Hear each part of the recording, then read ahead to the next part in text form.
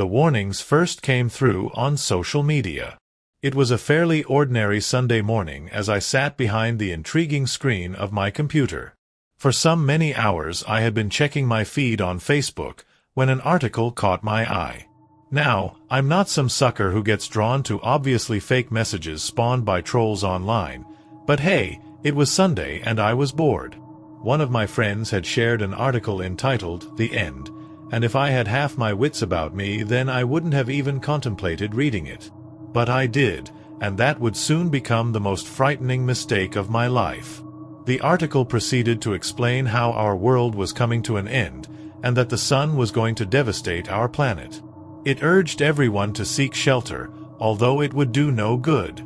Of course, the comments were a mess of arguments and the occasional rant of someone who took the message way too seriously.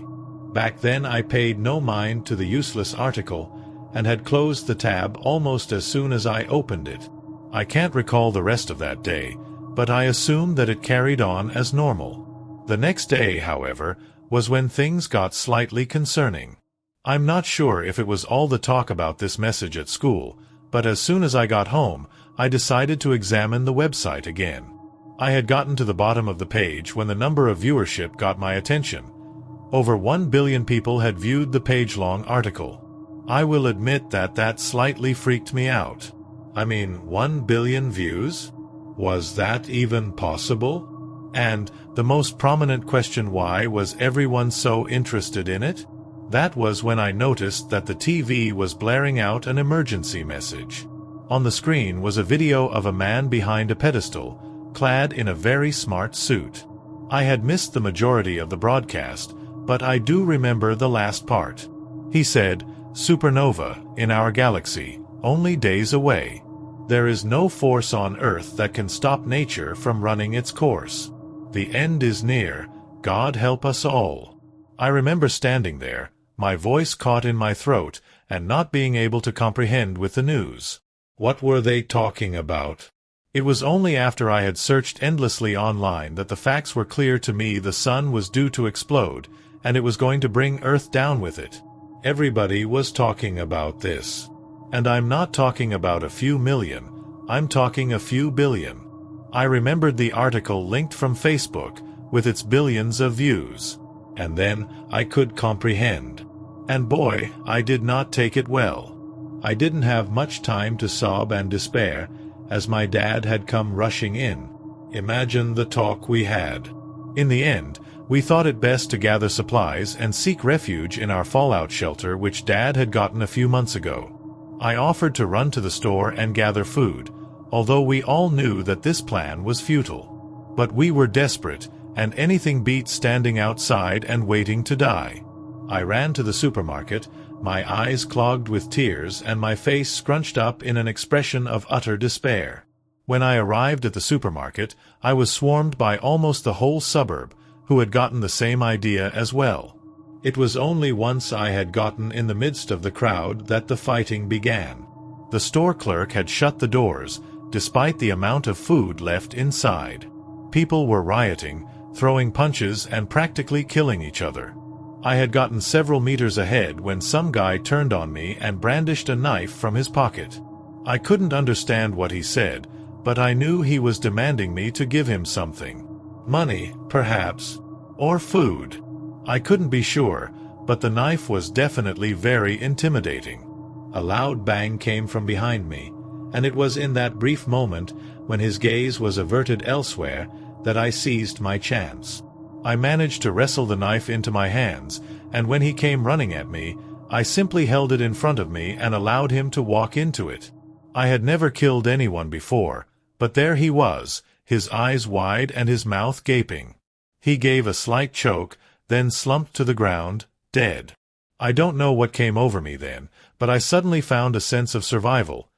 I used my knife to threaten people into giving me food, and usually it worked. I didn't want to waste what little time I had left cluttering about with a bunch of strangers when I could have been at home with my parents. One woman, when I asked for the cans she had stowed away in her bag, screeched and came at me, her arms flailing wildly. She too lay dead very soon. I don't know how many people I had to kill, but when I returned home, I was relieved that I had managed to scavenge some food. What I came home to was not something I had expected to find. My parents were sitting on the couch, staring at the screen intently, and holding back laughter. As I stepped into the room, I saw the headline on the news, "End of the World Statement a Hoax.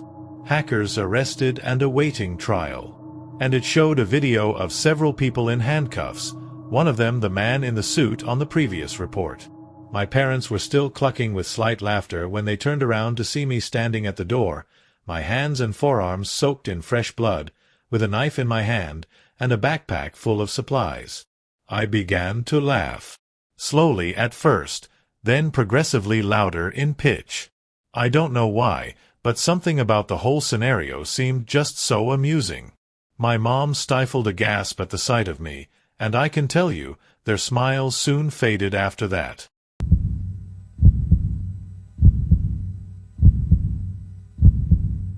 Mike yawned. He wasn't used to the late nights yet. It was only his second night shift, as far as I'm aware, and by the time he had crossed the room to grab his 6th or 7th drink of coffee from the machine just outside the office door, I was started to get irritated by him. He was a lot younger than me, about 20 years old, and the age gap annoyed me since he acted like a child most of the time. My usual co-worker for the night shift was on a vacation with our boss, since the two knew each other from college and had remained friends, so Mike was moved from the day shift to join me in the night shift. Working the night shift as a security guard was easy. Not at first, since, well, night shift. Kind of hard for the human brain to function 100% efficiently with the lack of sleep and dark shadows involved. I had always worked nights. After I had my first child and my wife went back to work, we both knew we couldn't afford a babysitter or childcare, so I stayed at home during the day and worked at night while my wife worked during the day. I had never done the day shift, but I assume it's probably more eventful than night shifts, watching people trip over and quickly look around to see if anyone had seen them, forgetting about the cameras, or hearing employees gossip in the kitchen over the boss daughter's millionaire boyfriend, or something like that. I wouldn't know. I'm at home during the day. Mike returned to sit in his computer chair, spinning around like a child in an ICT class in high school before tucking himself in. Caffeine. He placed his almost tsunami'd coffee cup on the desk by his keyboard and stared at the monitor showing the footage of the entrance. "Hey, Lucy." I closed my eyes in annoyance. "That's not my name." "Yeah, I know," he joked. "I was just wondering, what kind of things happen at night?" I opened my eyes, feeling the urge to smirk, but didn't. "Well, I could ask the same about the day shift." Mike shrugged and slouched in his seat. "It's less boring than this." I chuckled, pressing the right button on my keyboard to change the security footage from the hallway outside the bathrooms to the kitchen. A few things have happened. Out of the corner of my eye, I could see Mike sit up slightly in his seat. "Yeah, like what? A ghost or something?" Got him. This kid was a nuisance. I had to admit, I was bored as well. There wasn't any harm in scaring him a little. Or something. Like what? I picked up my own cup of tea and brought it to my lips, smirking behind the mug. "Well, I took a sip. There's been a few times that some weird things have happened," I lied. "Like what?" Mike was upright in his seat now, having lost interest in actually doing his job. I kept my eyes on the screens while I tormented him.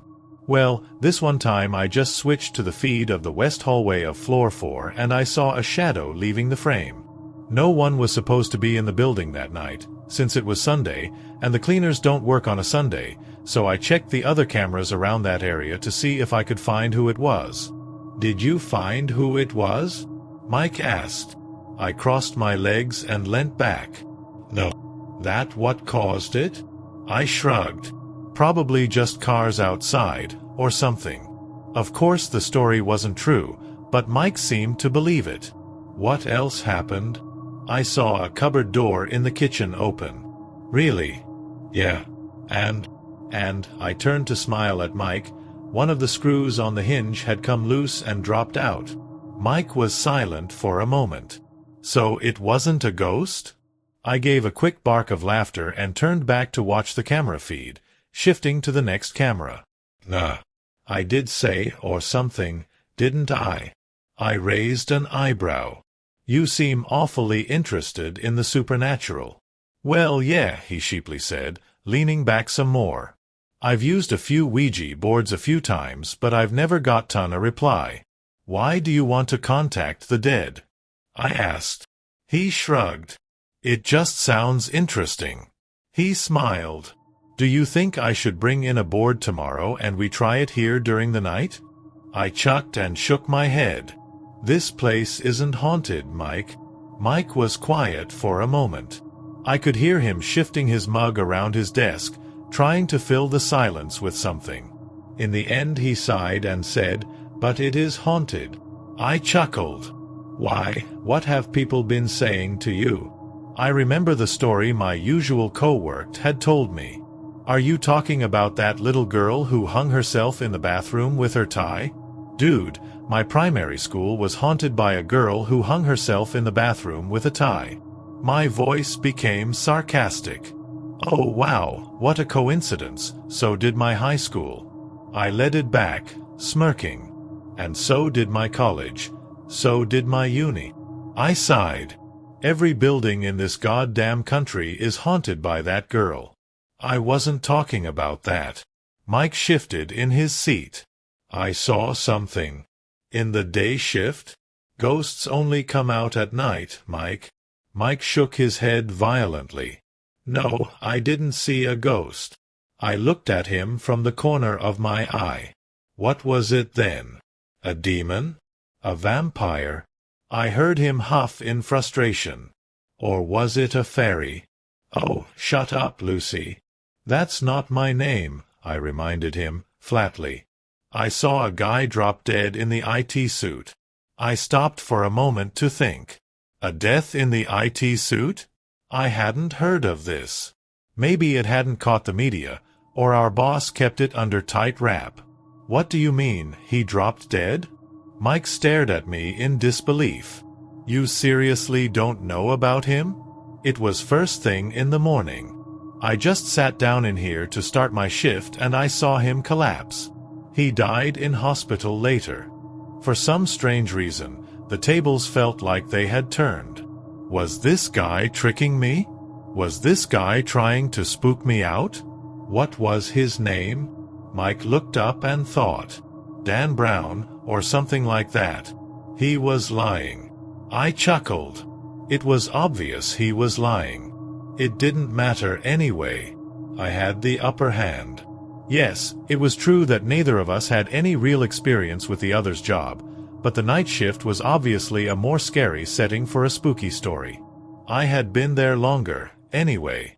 He was 20. He couldn't have been here long. When did this happen? I asked.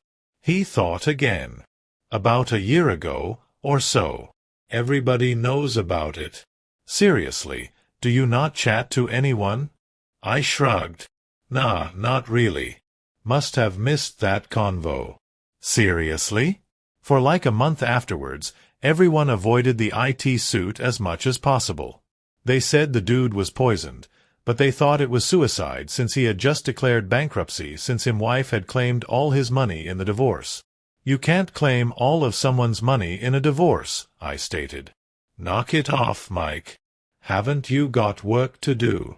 Mike pouted, but reluctantly turned back to look at his monitor. He was younger than me at 20 years old and less experienced at the night shift, so I had control over him. Dan Brown wasn't real. Mike flicked his camera feed to the IT suit. See? See what? I asked, looking over. That's where he died. I sighed. Knock it off. He pointed to his screen. And there's the doorway to the kitchen just behind. He pointed to another door. And there's the west corridor. It's on the 4th floor. They're all by where you said you saw things. I placed my hands to my face. Dude, I was lying. I was trying to spook you out. It's your second night here, and I wanted to give you the chills, or something. He looked at me with a confused face. So, you didn't see a shadow or the cupboards move? I huffed. And you never saw someone die? There was silence for a brief moment. Mike turned away from me and took a gulp of his cooling coffee, flicking through some feed. This was frustrating. I wasn't sure whether I liked Mike or not. He annoyed me, yet toying with him was fun, yet he pissed me off. I did actually see someone die, he commented. I closed my eyes in annoyance, but didn't say anything. He was just trying to have the last word. I saw a man get hit by a car near where I used to live. Okay, so it wasn't relevant to our jobs. What happened? His 7-year-old kid fell off his bike while trying to ride it for the first time and got caught under it. The dad saw the car speeding around the corner and jumped out to wave the car down, but the car hit him. It stopped before it went near the kid, but the dad died a few hours later in hospital due to internal bleeding. I pursed my lips. So you didn't see someone die? You just saw the accident that led to his death. He shrugged. Yeah, I guess you're right. It just creeped me out, though. He took another sip of his drink. The kid didn't have a mother. She died when he was born. No siblings either. I sighed in pity. I flicked through a few cameras. What happened to the kid? Went to a orphanage. Got a job. Something flickered on my screen as I clicked on the camera feed in the west hallway on the 4th floor. A shadow. Just a car. Got a job? How long ago was the accident? About 13 years ago.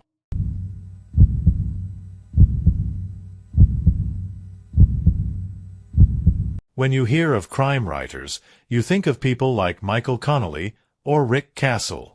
Those guys are schmucks compared to me. The same plotlines rehashed over and over and repackaged into new covers with slightly more entertaining titles each time. You see, with me, everything I put in the pages of my books are legitimate. Now, I don't just look up old crimes on the internet and try to make them more appealing to the modern reader. No, that's too simple. I make the crimes. Just taking something from the past and plugging it into a little 200-page book isn't writing. Writing is about inspiration. The muse. My muse is the victim that's laying dead at my feet. My muse is the chase. My muse is the planning. And then, after I find a place for the body, I go back home to my little single-bedroom apartment, turn on my laptop, and simply record everything I just did, with a few more events and details to get a reader tuned in and attached. My publisher called me last night, begging me to pump out another book for next month. I could write one in a week, and since my last has been out for a good 4 months, I felt I owe it to my readers to write another one. So, I begin my preparations. I flip around on some dating websites for a while, searching for my next character. My last 3 books were all about female cases, so I decide to search around for a man. After a short while, I settle on a cute redhead named Chris. After hopping onto the website's chat system, we arranged a date at this little cafe just down the street from my apartment for next week. I sit back in my chair and swallow the last of the scotch that was laying in my glass. The date is at 7, so I give myself a bit of time to get ready. I make sure to shave and throw on a cardigan. After I tie up my tie, I open up the word processor on my laptop, as I'm sure I'll want to get right to writing. The book's pretty much written up in my mind, and all I need is the main character's death scene. My last book was about a home invasion, a crime I did so enjoy committing, so this one will be about the dangers of online dating, something I'm sure will win me some points in the media, as some may take it as a warning against internet pedophiles or some shit. I check my phone, which was already lit up with a message from Chris containing some stupid enthusiasm for tonight. I quickly reply the same thoughts, and get back to my routine. After chugging a glass of scotch, I take the battery out of my phone, knowing the police could place it at the scene with pings from cell towers. I drop to the ground and retrieve a small metal box from under my bed.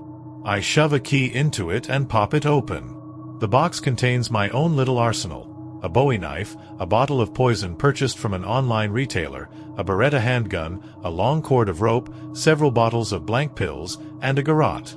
My plot is about a depressed man found dead in his house. Initially, the death is ruled to be a suicide, until the young, attractive detective finds the real cause of death. To fit this into my plot, I'm going to have to get the young man back to his place and make it seem like he killed himself. I select the bottle of pills and place the box back under the bed, locked up. The clock reads 6:43, so I button up my jacket and throw on the hood. I close the door to my apartment and mount the elevator down the hallway. As I sit in the booth, I mentally check that everything is in place. Pills. Check. Phone battery out. Check. Alibi ready to go. Check. Check. Just as I reached the end of my list, a man matching the profile picture of Chris walked in. I waved to him, and he smiled, sitting down. We talk for what felt like hours, and we order food. He seems to be enjoying himself, but I'm not. He just talks about his polo club, or his pet turtle Steven. We finally finish our food and the topic of after-dinner activities starts. "You know, my place is getting remodeled," I said to him. "So if we wanted to watch a movie or something we would probably have to go back to your place Man, my place is a mess." "I'm sure yours can't be that bad," he says. We continue deliberations for a while, but he finally succumbs. In my mind, I can't help but wonder why he was trying so hard to get us to go to my place. No matter. My plan will continue. We arrive at a rundown apartment complex downtown, in a neighborhood filled with nothing but derelicts and drug addicts. Chris leads me up to his apartment on the 3rd floor, a shabby 3-room maze of walls. "Just gotta freshen up, I'll be right back," he says to me with a smile. "Feel free to get some drinks." I in turn smile at him and move to the kitchen. I wonder sometimes if people can ever sense the twisted, emotionless psychology inside of me through my smile. I guess not, as I haven't had a character run from me yet. I pour 2 glasses of vodka I found in his fridge and sit on his couch, a glass in hand. Resting one on my knee with precision, I retrieve 2 pills from the bottle and crush them up, dropping their powder into what would be Chris' drink. Just he comes back, I slip the bottle back into my pocket. "Thanks, babe," he says to me when I hand him his glass. I wait with anticipation as he raises the glass.